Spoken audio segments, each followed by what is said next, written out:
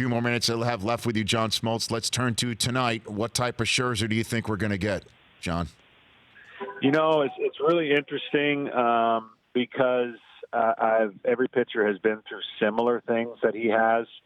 Adrenaline will get him through the early part of the game. If he's physically loose and able to do what he wants to do, then I think he'll be fine. He'll be amped up. But I think there will be some residual soreness, no doubt. We've all pitched with discomfort, and you just, at least he's getting an opportunity to pitch. I mean, you just felt terrible for him when he couldn't go the day that he was asked to go and woke up. You just hate that. And now at least the Nationals got their wish. They wanted Scherzer and Strasburg to pitch again if they were going to get this series to a Game 7, and they're going to have Scherzer pitch Game 7 with a little bit more backup now.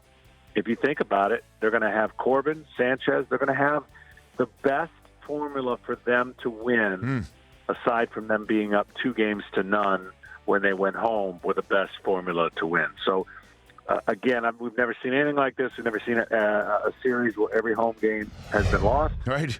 And I've never seen anything quite like this series on the swings of emotion and the swings of a series that have kind of gone it's basically the series of the unexpected.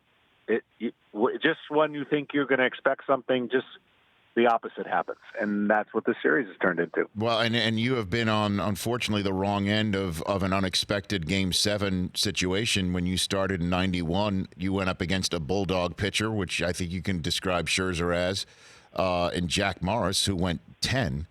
And it was a 1-0 final in one of the greatest World Series Game 7s we've ever seen. What is it like to pitch in a pressure situation like that and get matched 0 for 0s like that, John? What is that like?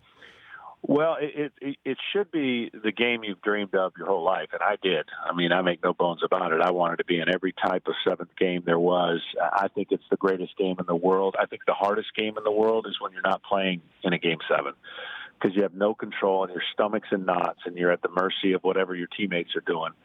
And the crowd's going to be super loud. See, here's the way I've always broken it down. You're going to have a loud crowd one way or another. If you're the home team, you got to deal with it. You can't let it get you too amped up.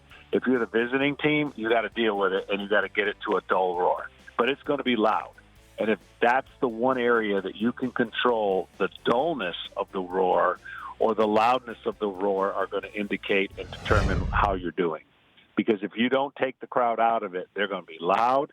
You're going to be fighting the feeling of trying to pitch perfect.